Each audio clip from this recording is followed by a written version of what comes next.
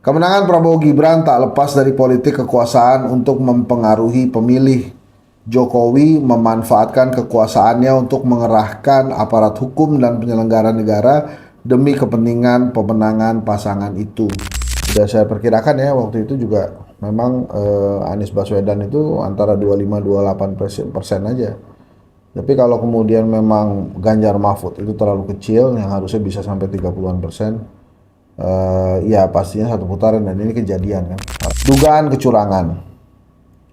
Satu, surat suara sudah tercoblos untuk pasangan calon presiden. Badan Pengawas Pemilu menyatakan ada surat suara yang sudah tercoblos di berbagai daerah. Di media sosial, informasi ini ramai beredar.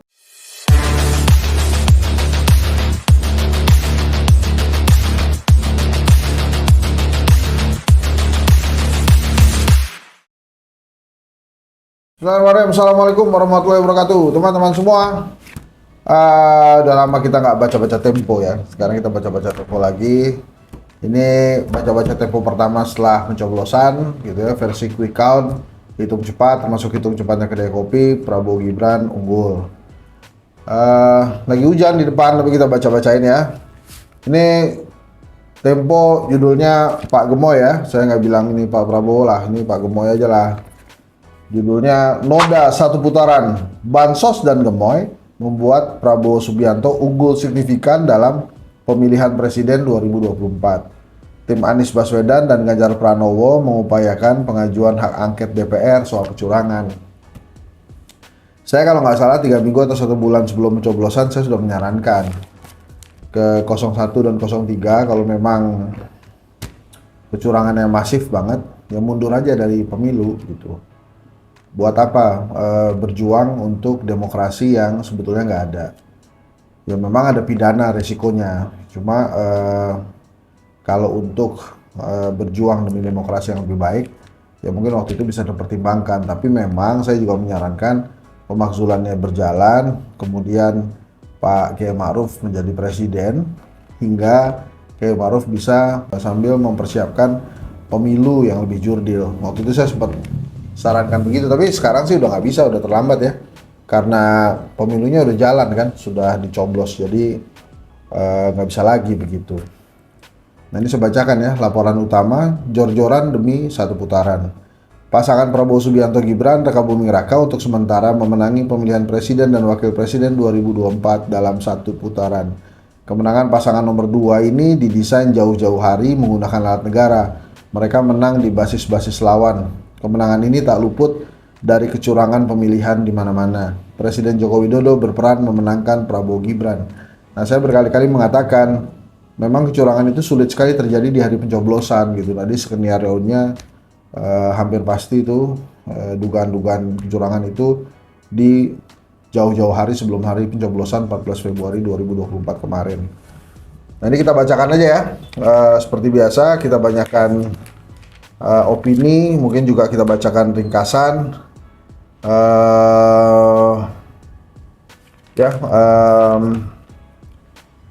Kita bacakan ringkasan sedikit, kemudian kita bacakan opini ya. Nah ini ringkasannya mengangkat Dirty Vote juga, film yang juga sempat kita bahas bersama pemain-pemainnya di YouTube ini. Nah Tempo ini mengatakan kriminalisasi film Dirty Vote.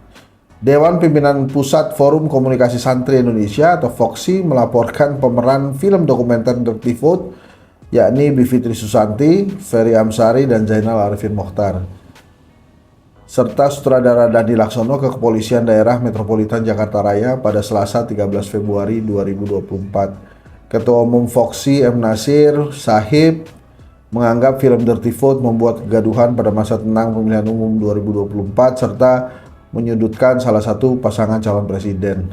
Di hadapan peserta diskusi yang terdiri atas para pakar hukum tata negara dan mahasiswa Universitas Gadjah Mada Yogyakarta, Zainal Arifin Mokhtar menanggapi kasus itu. Ini bagian dan konsekuensi yang sudah kami hitung dan pikirkan, katanya.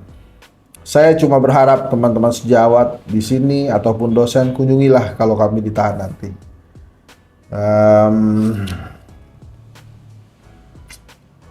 Kalau menurut saya sih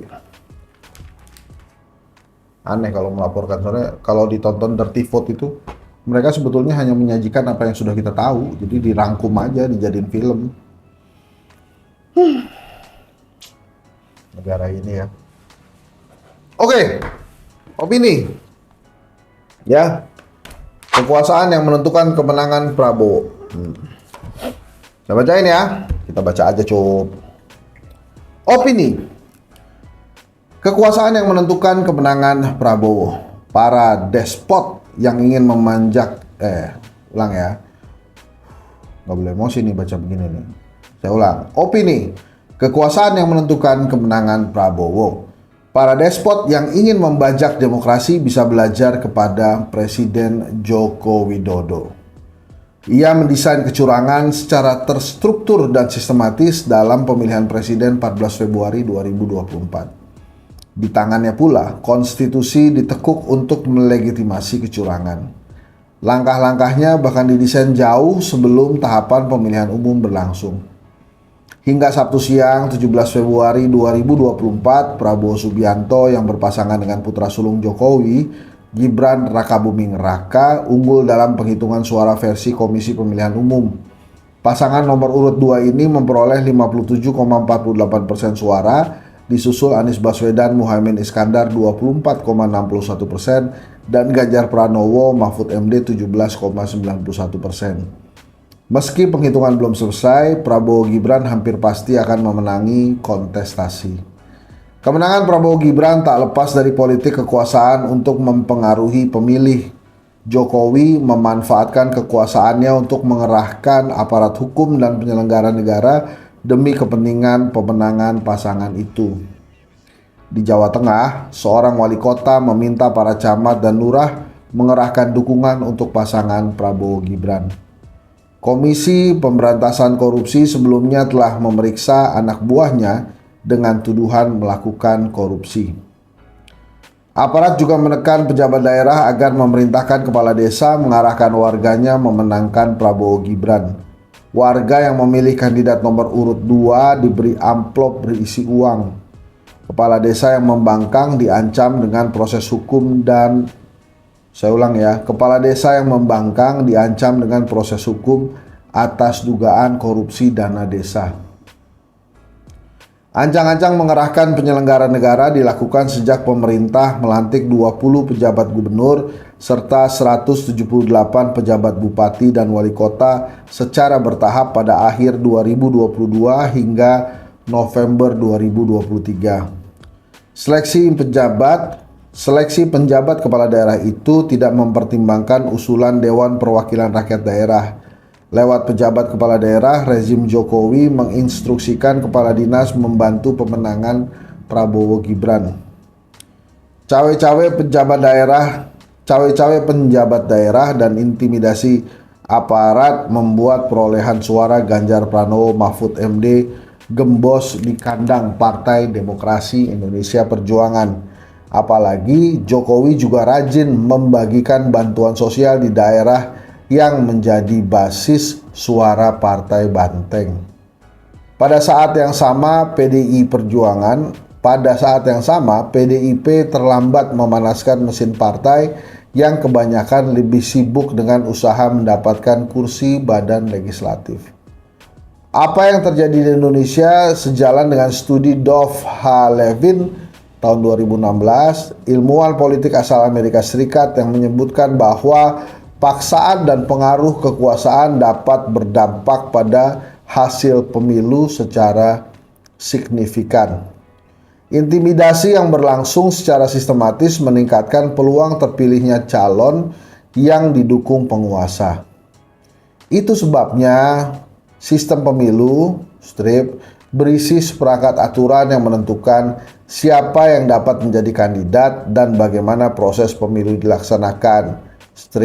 Berperan dalam menyeimbangkan politik kekuasaan. Di Indonesia, sistem pemilu diobrak-abrik untuk kepentingan penguasa. Pada Oktober 2023, Mahkamah Konstitusi mengakali hukum agar Gibran yang belum cukup umur bisa menjadi calon wakil presiden. Dengan sistem yang didesain sedemikian rupa hanya untuk memenangkan kandidat yang disokong penguasa, pemilu 2024 adalah pemilu yang paling mirip dengan pemilu Orde Baru yang selalu memenangkan Soeharto. Sementara Soeharto menggunakan jalur ABG, ABRI, birokrasi, dan Golkar, kini Jokowi memakai jalur aparat, birokrasi, dan partai politik. Masalahnya, Badan Pengawas Pemilu tidak pernah serius mengusut kecurangan berjenjang itu. Boleh dipastikan Mahkamah Konstitusi juga akan menolak permohonan perselisihan hasil pemilihan dengan dalih perbedaan suara yang dipersoalkan tidak signifikan. Dengan aneka tindakan politik kekuasaan untuk merekayasa hasil pemilu itu, sistem pemungutan suara perlu dibongkar. Masyarakat sipil semestinya terus berkonsolidasi untuk mendesak para politikus yang berwenang menyusun kebijakan agar mereformasi desain pemilihan umum. Sebab kualitas demokrasi tidak semata-mata diukur dari deretan angka pemilih, juga dari prosesnya. Berita terkait halaman 24. Kita lihatlah halaman 24. Oh, ini ada di opini juga, ada surat komeng untuk Grace Natali DKK. Surat imajiner pelawak komeng kepada pengurus Partai Solidaritas Indonesia. Ironi partai penyusup kekuasaan. Kelihatannya nggak lolos ya, PSI ya. 2,9%, hasil quick count ada yang 2,8. Justru kalau lulus aneh nih.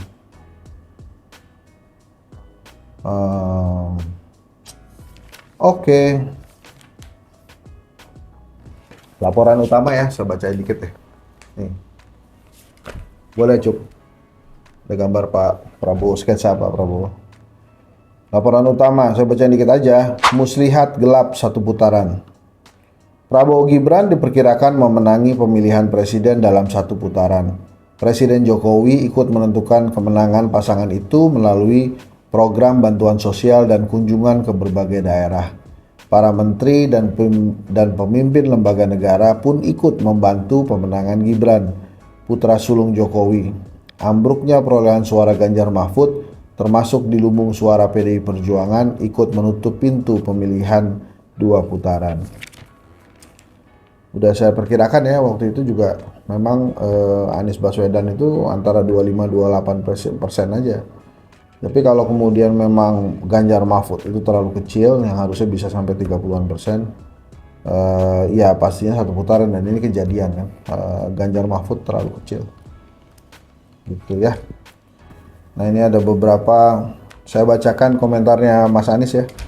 Anies Baswedan, Kamis 15 Februari 2024. Perjuangan kita belum selesai. Terlepas dari segala kebaikan pemilu dan kerja keras semua pihak, ada begitu banyak kecurangan yang dirasakan secara terang benderang. Ganjar Pranowo, Jumat 16 Februari 2024. Kalau saya melihat lebih banyak yang kaget, kok hasilnya begini sih? Problemnya apa? Tim sedang bekerja menganalisis. Ragam kecurangan satu putaran. Prabowo Subianto, Gibran Rakabuming Raka menjadi juara sementara hasil hitung cepat sejumlah lembaga survei dan komisi pemilihan umum. Kemenangan mereka diwarnai merebaknya berbagai kecurangan. Bukan hanya pelaksanaan pencoblosan yang bermasalah, peran dan keberpihakan Presiden Joko Widodo juga sangat kental dalam kemenangan mereka. Dugaan kecurangan. 1. Surat suara sudah tercoblos untuk pasangan calon presiden. Badan Pengawas Pemilu menyatakan ada surat suara yang sudah tercoblos di berbagai daerah. Di media sosial, informasi ini ramai beredar. 2. Penggelembungan jumlah perolehan suara di aplikasi Sistem Informasi Rekapitulasi Sirekap.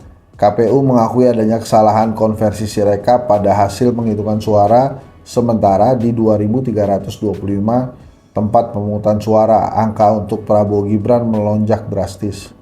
3. Ancaman kepada pemilih dan petugas pemilu. Bawaslu menyebutkan ada 2.632 kasus intimidasi dalam pemilih dan petugas pemilu. Ada juga intimidasi terhadap kepala desa oleh kepolisian agar memilih Prabowo Gibran. Metode pos dan kotak suara keliling dalam kurung KSK tak dilakukan oleh panitia pemilihan luar negeri. Bawaslu menyebutkan ada KSK yang terlalu jauh dari kantong pemilih atau diedarkan tanpa izin otoritas lokal. Jumlah surat suara untuk KSK juga ada yang melebihi jumlah pada daftar pemilih khusus. Ada potensi pemilih mencoblos lebih dari satu kali. 5. Mobilisasi pilihan pemilih lewat aparatur negara. Ada 2.271 laporan mobilisasi pemilihan Ada 2.271 laporan mobilisasi pilihan pemilih di seluruh Indonesia. Pelaku kebanyakan adalah bagian dari tim sukses, peserta pemilu, hingga penyelenggara pemilu. Presiden Jokowi dalam pemilihan satu putaran. Presiden Joko Widodo turut memenangkan Prabowo Subianto Gibran Rakabuming Raka dalam pemilihan satu putaran. Dilakukan jauh sebelum pemilihan. Aktif mengajak Prabowo ikut dalam kunjungan kerja. Jadi saya bacain. 1. Peran Jokowi dalam pemilihan satu putaran. 1. Aktif mengajak Prabowo ikut dalam kunjungan kerja. Sejak Mei 2023, Jokowi sering mengajak Prabowo dalam berbagai kunjungan ke daerah. Relawan Jokowi menganggap ini sebagai sinyal dukungan Jokowi kepada Prabowo. 2. Keterlibatan lembaga negara. Sejumlah sumber Tempo menyebutkan Jokowi memerintahkan menteri dan kepala lembaga memenangkan Prabowo Gibran dari Kementerian Agama hingga penegak hukum. 3. Guyuran bansos. Jokowi aktif membagikan bantuan sosial menjelang hari pencoblosan.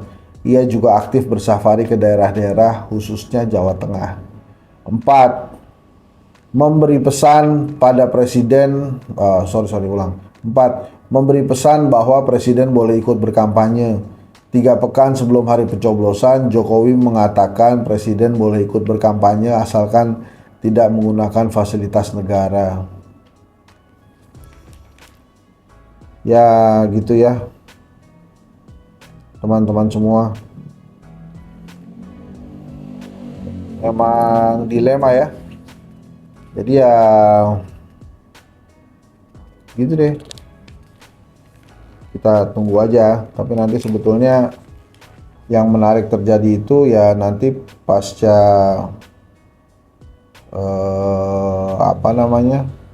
diumumkan oleh KPU ya 20 Maret 2024. Nah, itu nanti ada presiden yang mau turun dan ada presiden yang mau dilantik. Ya kita lihat aja lah. Ini teman-teman kalau mau baca lengkap beli Tempo ya. Bagus nih, ada huru hara, manipulasi suara, macam-macam lah. Kemudian ya tentu saja ada tentang KPU ya. Tapi yang hebat memang PDI Perjuangan. Sudah dihajar sedemikian rupa oleh Pak Jokowi, PDI Perjuangan masih bisa menjadi juara di pemilu legislatif. Jadi gitu teman-teman. Bukannya saya tidak semangat, tapi kondisi yang membuat memang seharusnya kita prihatin. Terima kasih. Seperti biasa, tolong bantu menuju 1 juta subscriber. Sekali lagi terima kasih. Assalamualaikum warahmatullahi wabarakatuh.